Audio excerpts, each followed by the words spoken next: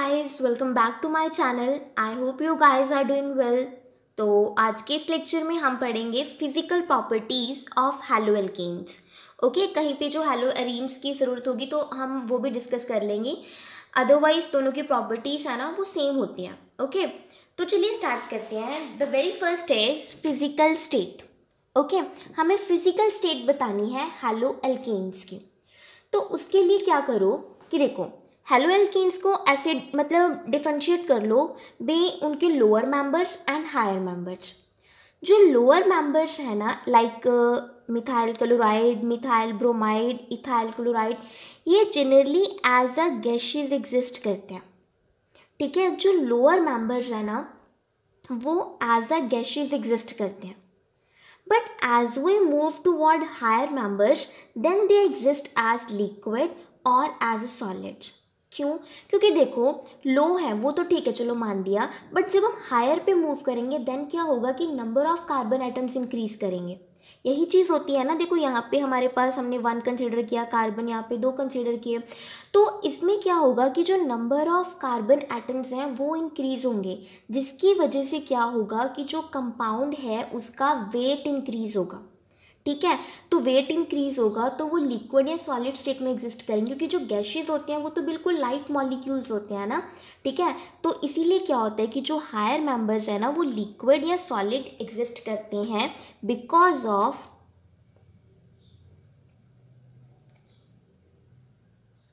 Higher molecular wait.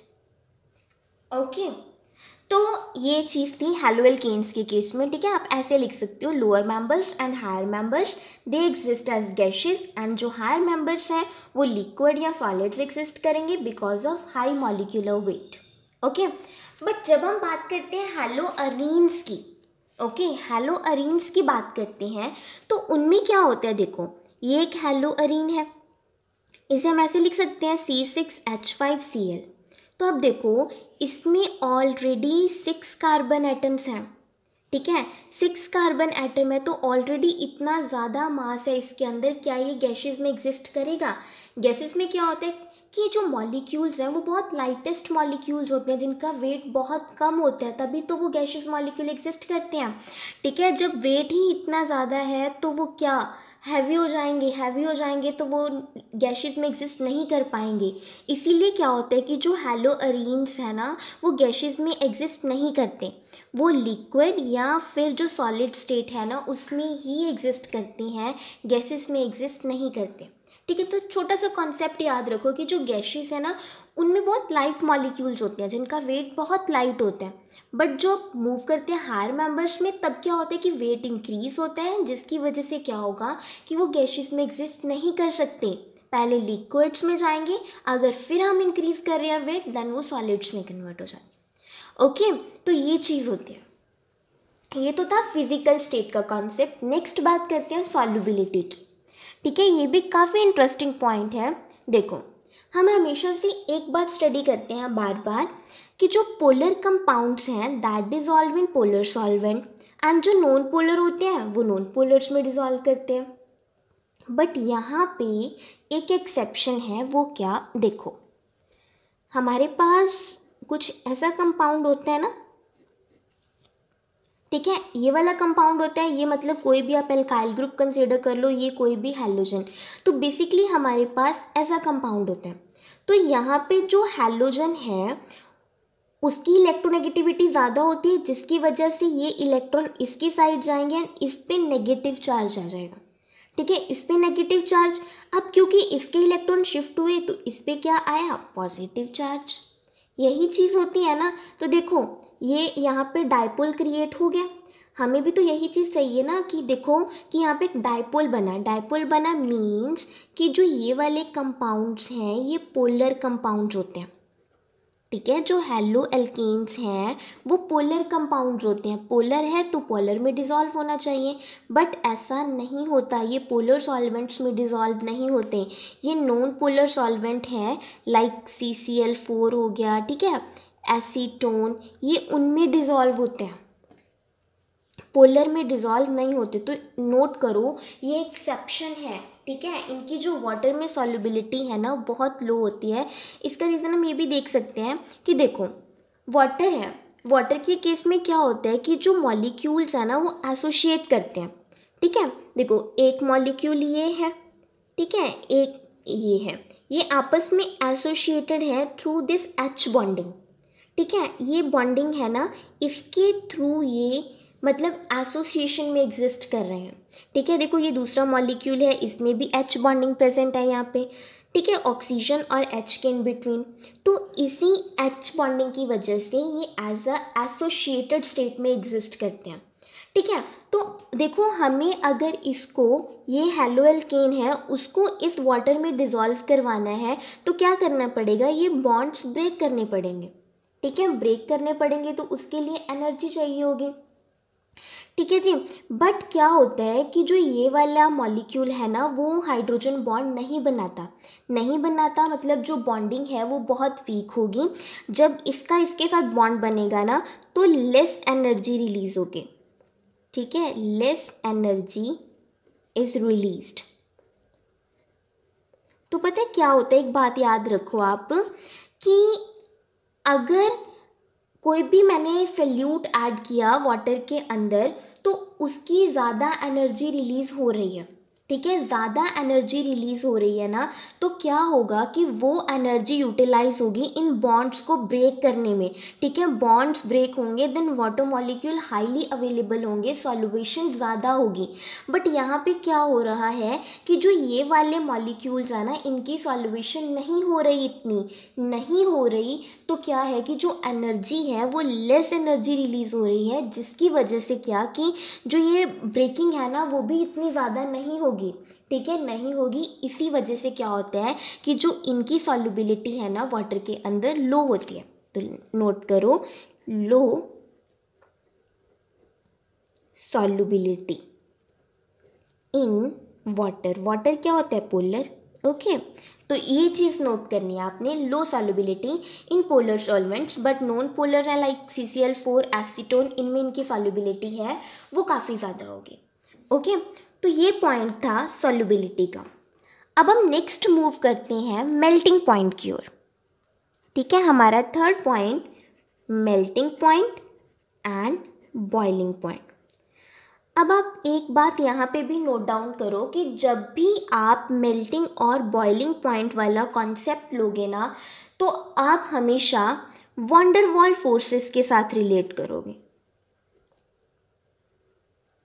ये वाला point, ठीक है, और जो वंडरवाल फोर्सेस होती हैं ना ये जनरली एसोसिएट करती हैं मास ऑफ द कंपाउंड। किसके साथ, मास ऑफ द कंपाउंड। ये बात अपना नोट डाउन करो कि जब भी आप क्या मेल्टिंग या बॉइलिंग पॉइंट की बात करोगे तो वंडरवॉल फोर्सेस की बात होगी एंड जो वंडरवॉल फोर्सेस हैं वो एसोसिएट करेंगी मास ऑफ द कंपाउंड। देखो अब कैसे, हेलोजन सी लो, अगर हम डाउन द ग्रुप मूव करते हैं लाइक फ्लोरीन, फिर उसके बाद क्लोरीन, फिर iodine, fluorine, chlorine, bromine, iodine, यही चीज़ होती है ना।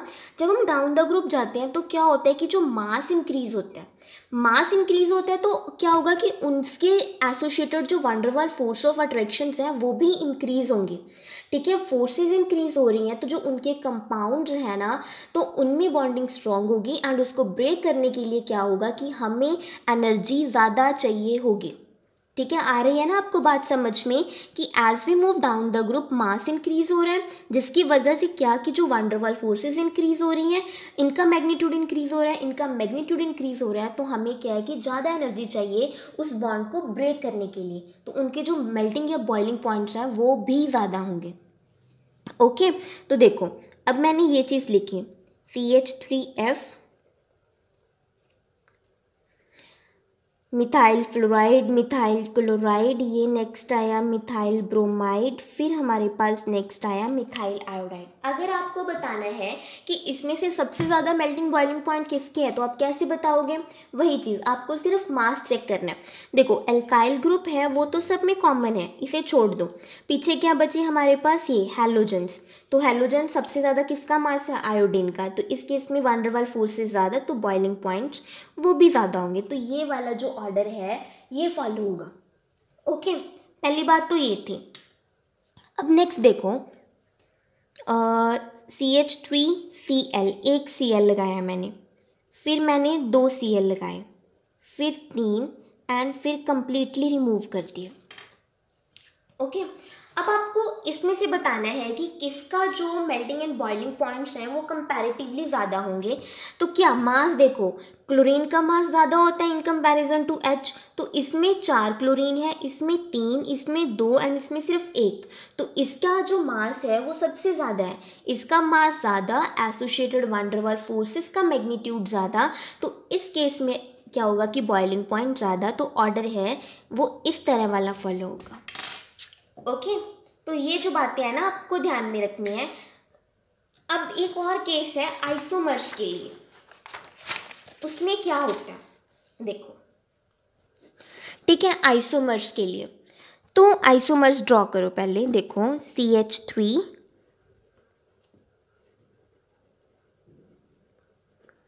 ठीक है, ये हमारे पास एक आइसोमर, इसका मैं एक ये ड्रॉ करती हूँ। ओके, तो ये देखो मैंने 2 आइसोमर्स लिए, एक मेरे पास N ब्यूटाइल ब्रोमाइड है, एक मेरे पास क्या है, टर्शरी ब्यूटाइल ब्रोमाइड, ठीक है। ये 4 कार्बन है, तो ब्यूटाइल ब्रोमाइड, इसमें क्या है, 4 कार्बन टर्शरी फॉर्म में है,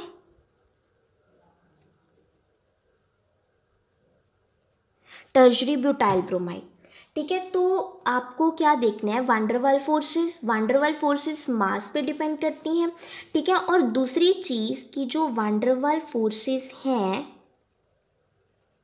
वो डिपेंड करती हैं सरफेस एरिया पे।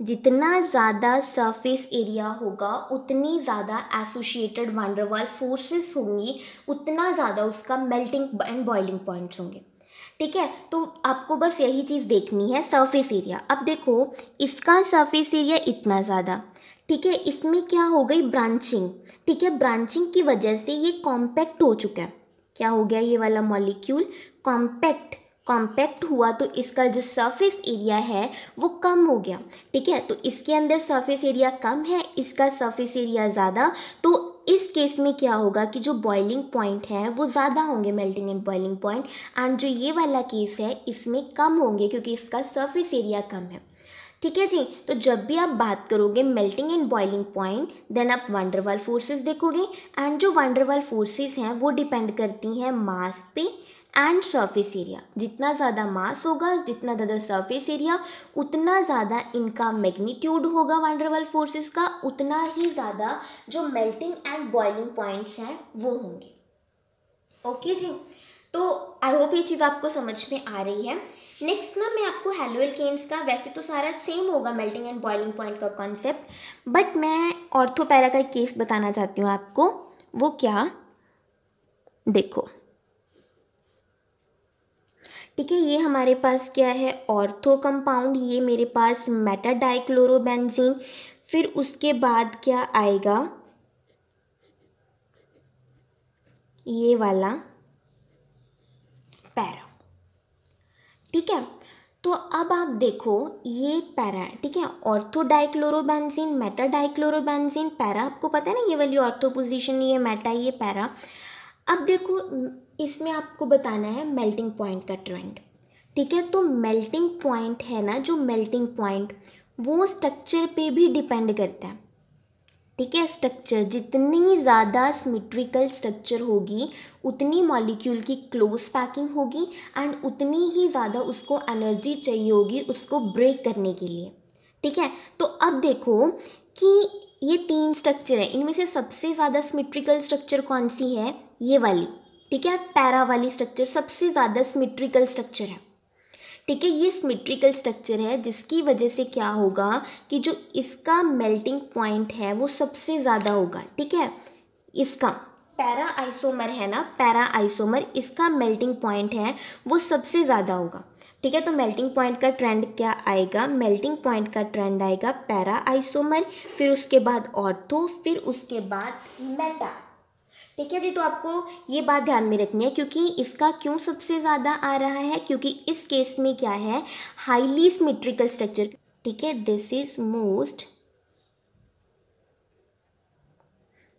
सिमेट्रिकल स्ट्रक्चर, जिसकी वजह से मेल्टिंग पॉइंट है वो ज़्यादा होंगे।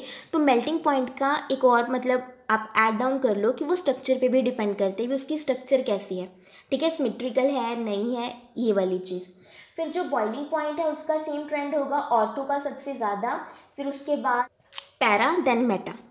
ठीक है,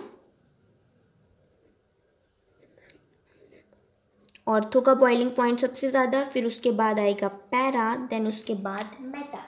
ओके, तो आपको ये जो बातें हैं ना ये ध्यान में रखनी है। ये एक एक्सेप्शन था पैरा का। फिर लास्ट एक पॉइंट आता है हमारे पास डायपोल मोमेंट का।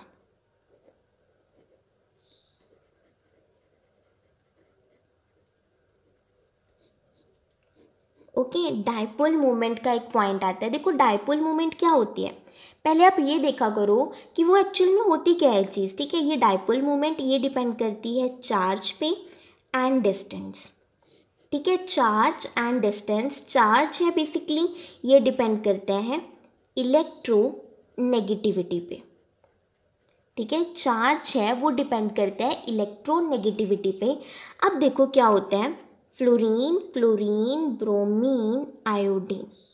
ठीक है, डाउन द ग्रुप जाएंगे तो इलेक्ट्रोनेगेटिविटी है वो डिक्रीज कर रही है ना। इसके अंदर सबसे ज़्यादा, फिर ये वाला, फिर ये वाला, यही ट्रेंड फॉलो होता है ना। तो अब इनके कंपाउंड लिखो इस कॉन्सेप्ट को समझने के लिए। देखो CH3F, फिर उसके बाद CH3Cl, CH3Br, CH3I। अब आपको बताना है कि डायपोल मोमेंट सबसे ज़्यादा किस में है। तो वो कैसे बताओगे, पहले आप देखोगे चार्ज। तो देखो जो ये हैलोजेंस हैं, इन सभी हैलोजेंस में क्या होता है कि -1 चार्ज होता है। ठीक है, सभी के केस में -1 चार्ज है, बट जो मैग्नीट्यूड है वो इस केस में सबसे ज़्यादा होगा। क्यों, क्योंकि इसका साइज़ छोटा है, तो जो चार्ज है पर यूनिट एरिया वो ज़्यादा होगा। ठीक है, तो चार्ज इस केस में ज़्यादा है। ठीक है, इस केस में ज़्यादा है, फिर उससे कम इसमें, उससे कम इसमें, देन इसमें।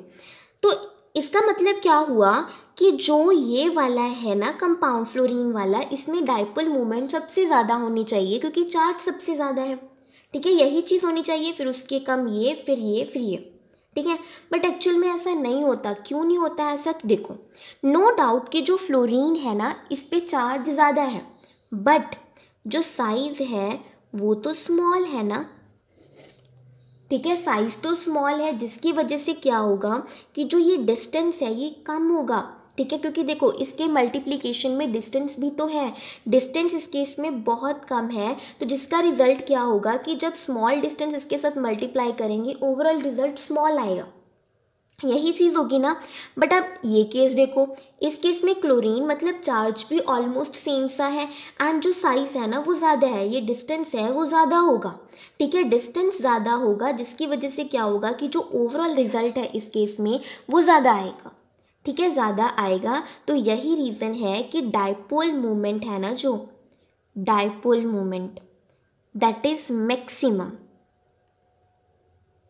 ठीक है, इस केस में जो डायपोल मोमेंट है वो मैक्सिमम होगी, ये रीज़न होता है।